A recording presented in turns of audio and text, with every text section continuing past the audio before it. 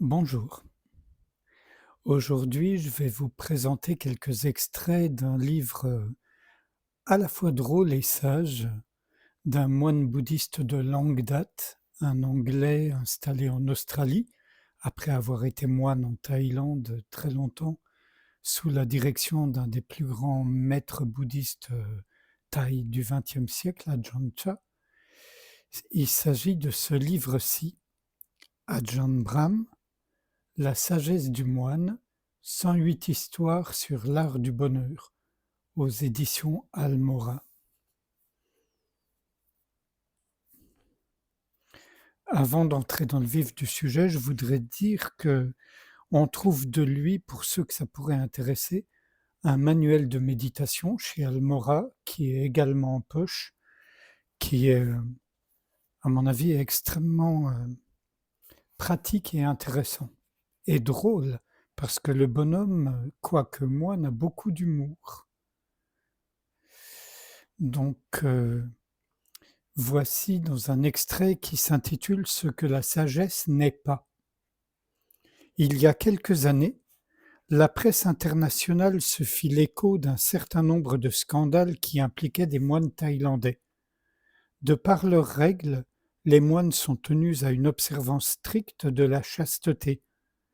Dans ma tradition, pour écarter tout soupçon à ce sujet, les moines ne doivent avoir aucun contact physique avec une femme, et de même, les nonnes à l'égard d'un homme.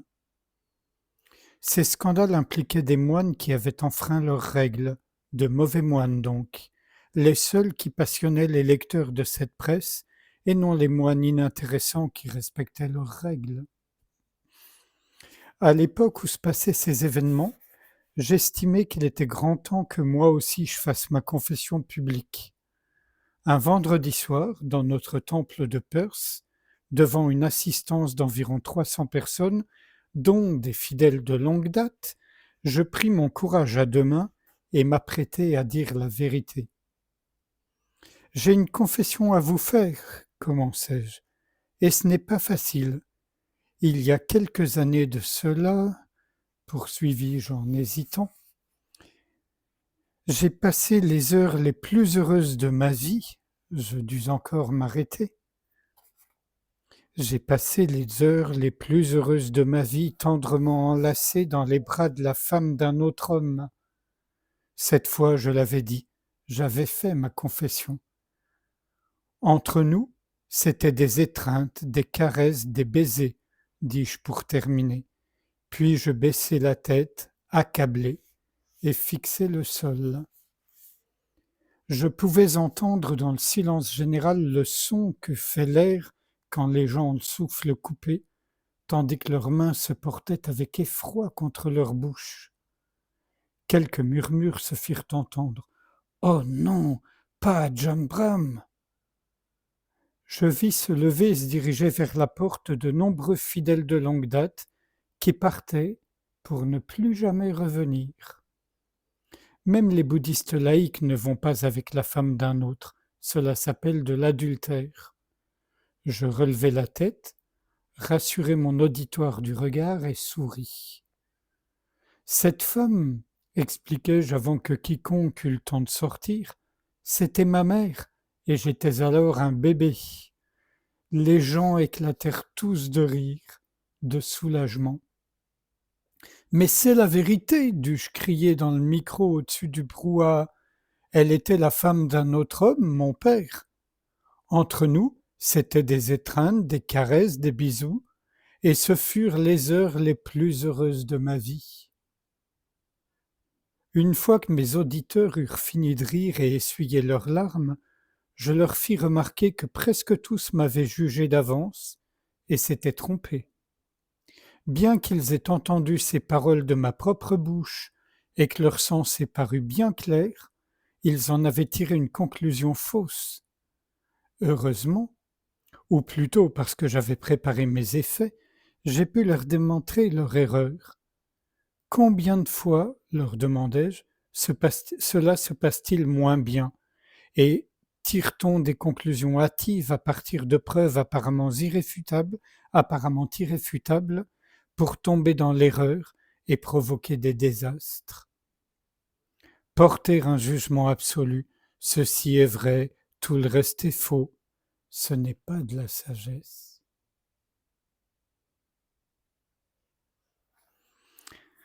Un autre extrait qui a à voir avec le fait d'être parent. Attention, c'est pas piquer des vers non plus. S'occuper de son enfant, le titre du chapitre. Le problème avec les parents est qu'ils croient toujours savoir mieux que tout le monde ce qu'il faut pour leur enfant. Souvent, ils se trompent. Parfois, ils ont raison. Ainsi, le poète chinois Su Tongpo, il y a presque 1000 ans, lorsqu'il écrivit le poème suivant. Sur la naissance de mon fils. Lorsque l'enfant paraît, les familles espèrent tellement qu'il soit intelligent. Moi, avec mon intelligence, j'ai complètement ruiné ma vie. Je souhaite à mon enfant d'être ignorant et stupide pour qu'il parachève une vie tranquille en occupant un poste de ministre.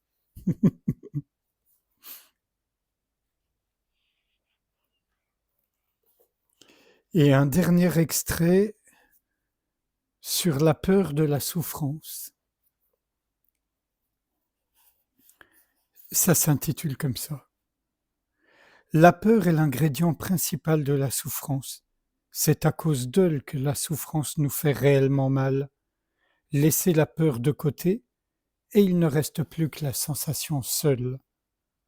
Dans le milieu des années 70, j'étais en Thaïlande du Nord-Est, dans un monastère de la forêt, pauvre et loin de tout. Je souffrais d'une terrible rage de dents. Il n'y avait là ni dentiste, ni téléphone, ni électricité, et dans l'armoire à pharmacie, ni aspirine, ni paracétamol. Les moines de la forêt étaient censés être endurants. En fin de soirée, comme c'est souvent le cas quand on va mal, le mal de dents se mit à empirer graduellement. Je me considérais jusque-là comme un moine coriace, mais cette douleur mettait sérieusement à l'épreuve mon endurance. J'avais tout un côté de la mâchoire figé de douleur. C'était de loin la pire rage de dents que j'avais jamais eue, et que j'ai eue depuis lors. Je tentais d'échapper à la souffrance en méditant sur le souffle.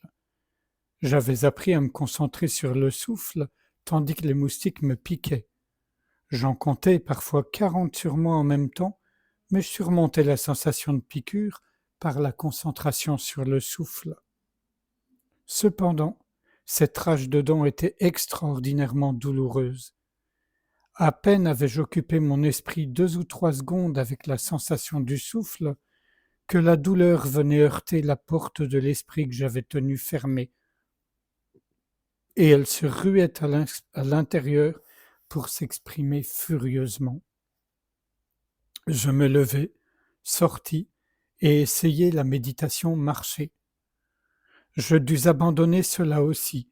Ce n'était plus de la méditation marchée, mais de la méditation au pas de course. Impossible de marcher lentement. La douleur était aux commandes et me faisait courir. Mais il n'y avait nulle part où aller. C'était atroce. J'en devenais fou. Je retournai dans ma hutte, m'assis, et commençai à psalmodier des chants.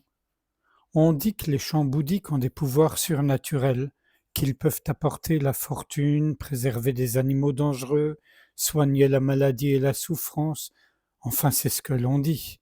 Je n'y croyais pas. J'ai eu une formation scientifique, et pour moi la magie de ces chants n'était que poudre aux yeux, bonne pour les gens crédules. Mais je commençai à chanter, espérant contre toute raison que cela marche, tellement j'étais plongé dans le désespoir. Là aussi je dus m'arrêter assez vite, me rendant compte que je criais davantage que je ne chantais. Il était très tard, et je craignis de réveiller les autres moines. De la façon dont je beuglais ces versets, j'aurais pu aussi bien réveiller le village entier qui se trouvait à quelques kilomètres de là. Il était impossible de chanter normalement avec une telle souffrance. J'étais là, seul, à des milliers de kilomètres de mon pays natal, perdu dans une jungle inhospitalière, sans possibilité d'échapper à cette douleur insupportable. J'avais essayé tous les moyens que je connaissais, absolument tous. Cela ne pouvait pas continuer comme ça. Voilà où j'en étais. Un tel moment de profond désespoir ouvre des portes vers la sagesse, des portes qu'on ne remarque jamais en temps ordinaire. Une telle porte s'ouvrit devant moi à cet instant, et je l'empruntai. Franchement, je n'avais pas d'autre choix. Je me souvins de ces deux simples mots, lâcher prise. Je les avais entendus à de nombreuses reprises auparavant. J'avais expliqué leur signification à mes amis. Je pensais connaître leur sens. Telle est la force de l'illusion. J'étais prêt à tenter n'importe quoi, alors j'essayais de lâcher prise. Un lâcher-prise à 100%. Pour la première fois de ma vie, je lâchais réellement prise. Ce qui se produisit alors m'ébranla. Cette terrible souffrance disparut immédiatement, remplacée par la plus délicieuse béatitude. Des vagues de plaisir parcoururent mon corps les unes à la suite des autres. Mon esprit s'établit dans un état profond de paix, incroyablement tranquille et délectable. À présent, je méditais aisément, sans effort. Après la méditation, aux premières heures du jour, je m'étendis pour prendre un peu de repos. Je dormis profondément et paisiblement. Quand je m'éveillai, à temps pour assumer mes tâches monastiques, je remarquai le mal de dents, mais ce n'était rien en comparaison de celui de la veille.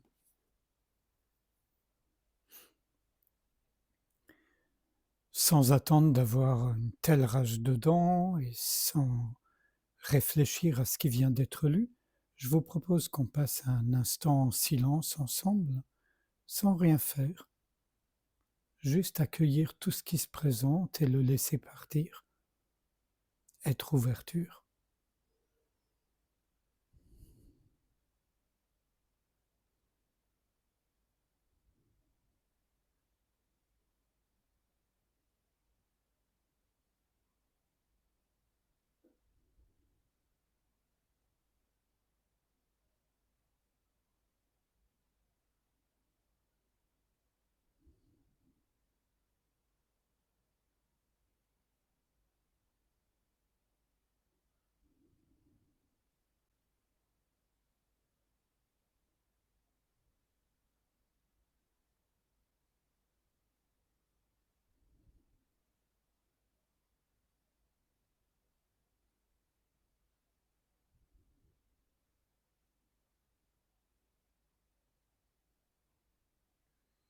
Je vous remercie, à bientôt.